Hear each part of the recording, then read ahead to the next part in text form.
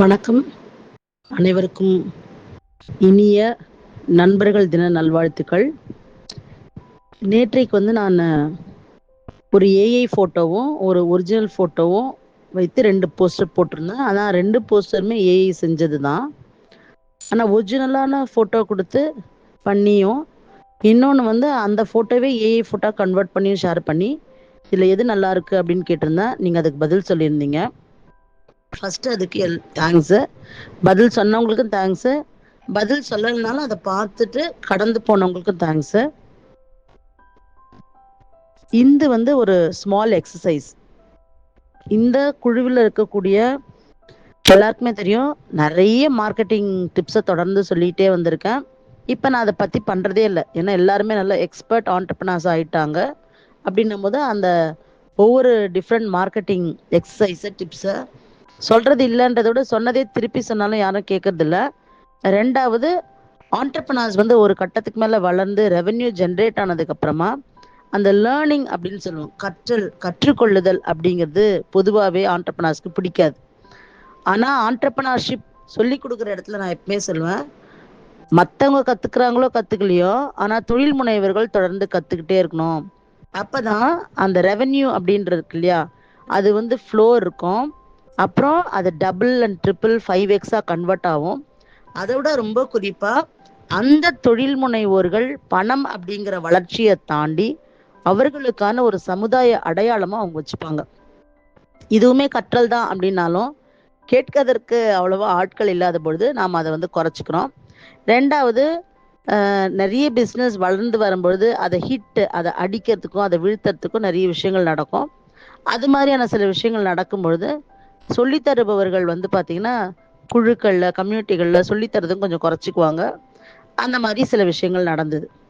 So நேற்று இந்த AI எக்ஸசைஸ்ல இருந்து உங்களுக்கு சொல்ல வர்றது என்னன்னா, சமீப காலமா நான் பார்த்தீங்கன்னா நிறைய அதாவது ஃபிலசாபிக்கலா இருக்கக்கூடிய இன்ஃபர்மேஷன்ஸை போடுறதில்ல.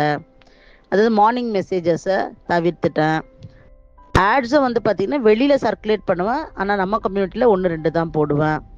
ஸோ இப்போ இந்த ஒரு கேப்புக்கு அப்புறம் நான் இந்த மெசேஜ் போட்டேன். இதுல இருந்து என்ன எக்ஸ்பீரியன்ஸ்ன்னு அப்படின்னு கேட்டிங்கன்னா, மக்கள் ஆக்டிவா தான் எப்பயுமே இருப்பாங்க.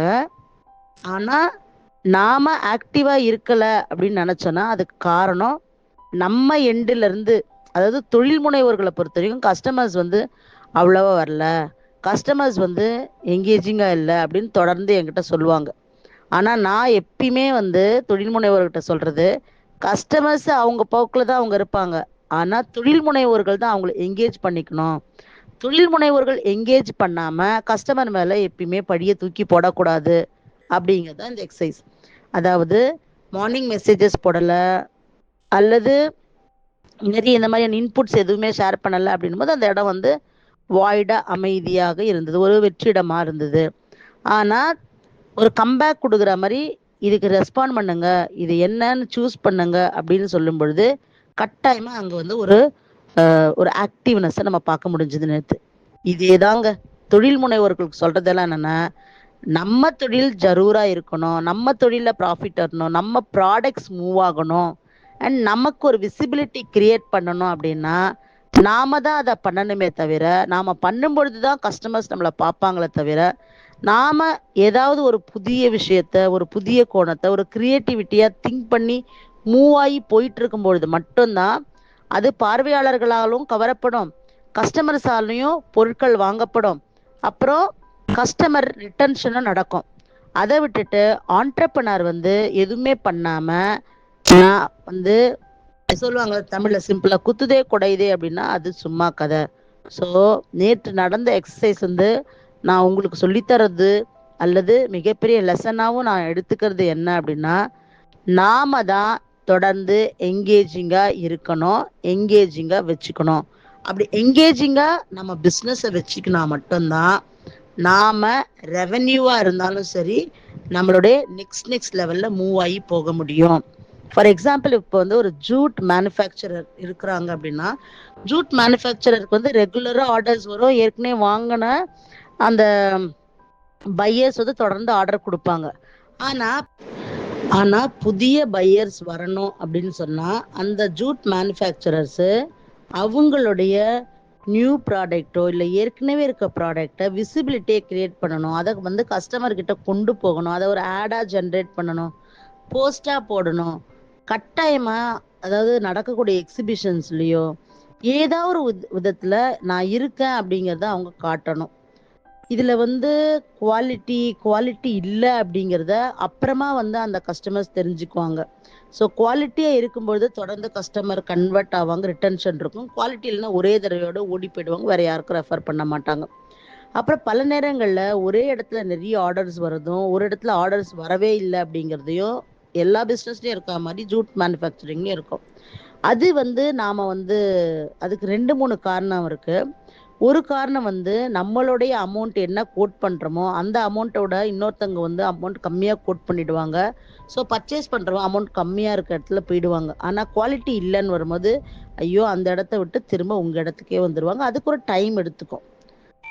டைம் எடுத்துக்கும். அதை நீங்கள் நம்பணும். நமக்கு அந்த ஆர்டர் வரணும் அப்படிங்கிறத நம்பணும். நமக்கு தொடர்ந்து பொட்டன்ஷியல் கஸ்டமர் வர வைக்கணுன்றதை நம்பணும்.